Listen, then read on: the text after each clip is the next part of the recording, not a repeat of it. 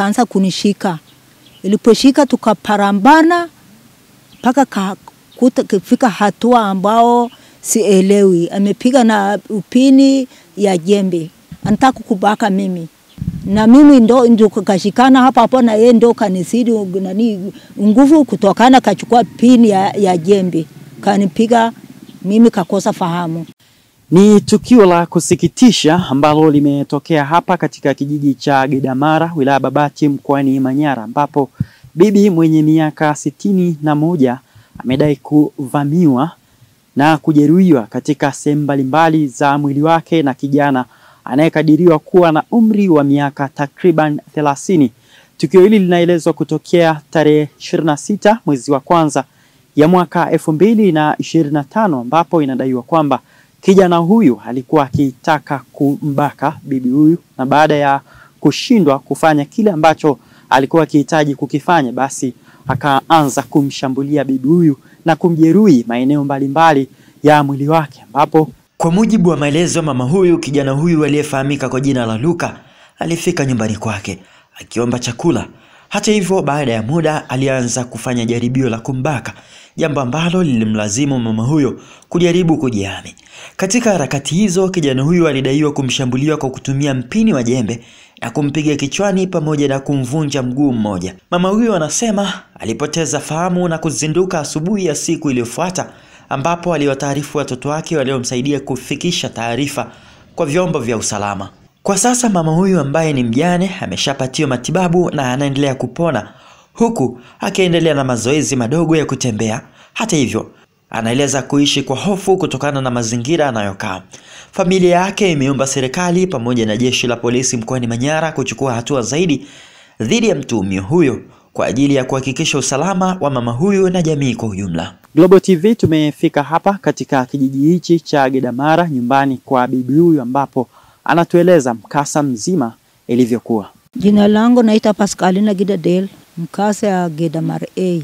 Ni mnamo saa 3:30 akapisha hodi cha pili, akaanza kunishika. Iliposhika tukaparambana mpaka kufika hatua ambao sielewi. Amepiga na upini ya jembe. Na hapa hana silaha yoyote, upini imekuta ndani, akachukua akanipiga wakati tumeshindana nguvu, mimi kashinda nguvu. Hapa hapo kakuta kichwa amefimba, amepiga ngeo mbili, mguu kapiga mbili, moja imefunja, ngeni kapata jeraha. Nana unaweza kufunga saa 12, naogopa hata kama mkogisa, naogopa pengine niko hapa pembeni ya nyumba. Hata sasa hivi naishi na mashaka. Naishi kwa mashaka sana. Majira kwa kweli kabisa, mimi kuja mara kwanza tumeshikana mkono, baada mimi kushinda akachukua pini ya jembe akanipiga ngeo mara 2, ni hapa kichwa mara 2. Baada kuanguka sasa mimi kakosa fahamu. Mimi kusinduka saa 12 nikakuta mguu mifungika.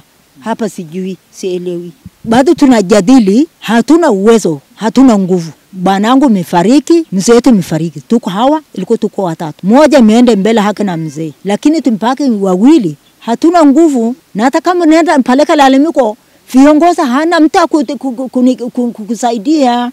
Akamwambia kijana wangu peleka hospitalini, apata pefri. Tukaenda sawa. Tukaenda paka kituoni, kaandika pefri yetu, tukaenda hospitalini. Kufika hospitalini, daktari akasema kwa kweli siwezi kupima bila kwenda kupeleka kwenye X-ray. Tukaenda Babati, kapima X-ray, na kweli mguu umepasuka, mpima kwa X-ray, tukarudi nyumbani.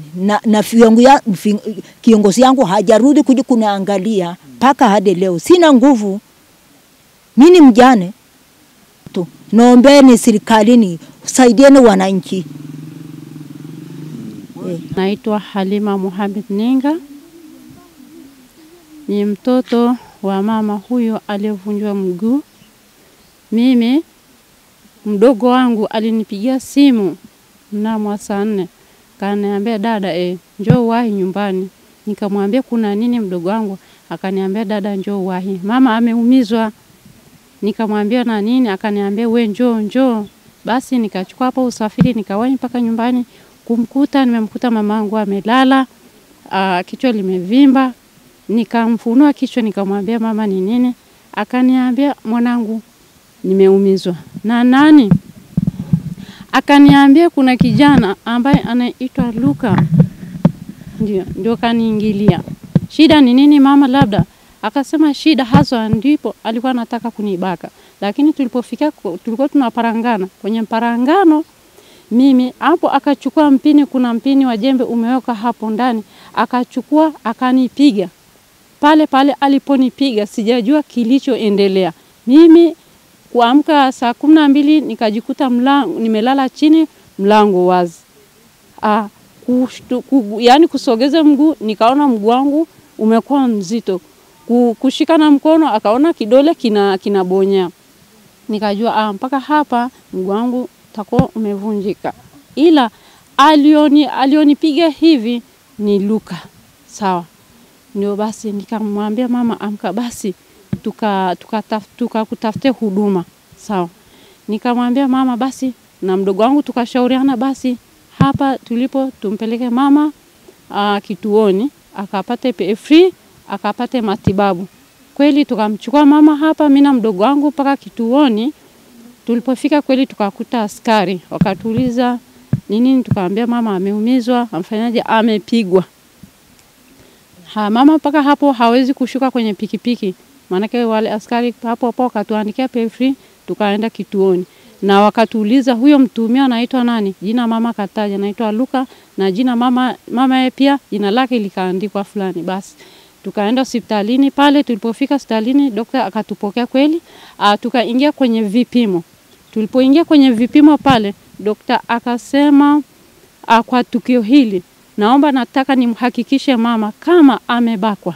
Nikamwambia daktari sawa. Tukaingia. Basi daktari akampima pale akamwambia nawe pia hakiki kwamba ujua mama yako, mimi siwezi nikakwambia labda hajabakwa, nawe pia wahakiki. Tukahakiki pale daktari akasema hajaguswa chochote. Maana hata mama anasema mimi nilipopata fahamu na nikajitambua kweli sijafanywa chochote. Na yule kijana alivyonipiga vile aliponiangusha akaogopa akakimbia akajua tayari nimesha kufa.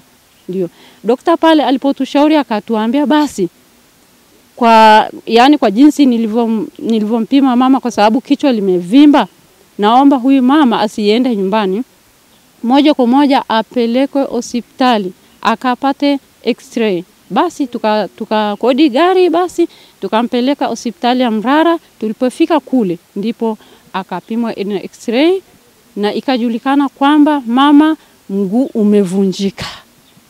Ndipo tukamrudisha mama kwa matibabu. Wakati huo sasa ndio tunamtafuta huyo mtuhumiwa akawa amekimbia. Manake ni mtu ana mke na watoto wawili. Kwa kweli imetupa hofu sana kwa sababu mama yangu mwenyewe ni mjane na baba yetu amefariki na mama mdogo mwingine yupo ambaye huyu mamangu ni mdogo yuko wa pili. Pia tayari ameshaanza kumtishia. Akamwambia huyu mama mdogo, yani nitakufanya kama vile nilivyomfanya dada yako.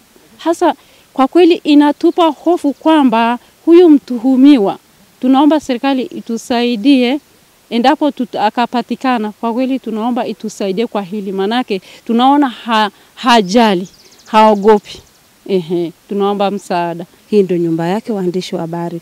Anaishi mwenyewe na usiku anaomba Mungu kukuje salama, anaweza kuvamiwa muda wote. Sana tunaomba serikali tusaidie kilio chetu. Hata hivyo mkuu wa wilaya Babati Emmanuel Kaganda amefika katika kijiji hichi cha Gedamara ambapo amezungumza na wananchi na kuwataka kutoa taarifa kwa haraka zaidi za ukatili ili wahusika waweze kuchukuliwa hatua za kisheria. Tena kidogo kwenye swala la umuhimu wa kuhakikisha kwamba matukio ya uhalifu yanaripotiwa kwa wakati. Nirudie tena kusema kwamba watoto au wakina mama, maana vikao vile vya familia sio vya jamii mnasema muache, hapana, acheni, hebu tukae, ataenda kufungwa miaka 30. Na huyu dada ambaye ameumizwa kisaikolojia, umeona tukio lolote la uhalifu kwenye maeneo yako au kuna kijana ambaye anakusumbueni kwenye eneo lenu, lakini wengine wameamua kumfunika kwa sababu labda ni ndugu wa mwenyekiti au ndugu wa mtendaji, ndugu wa mwenyekiti wa chama pale na nini, unasema jamani huyu hebu hapana. Wewe nifikie mimi kwenye simu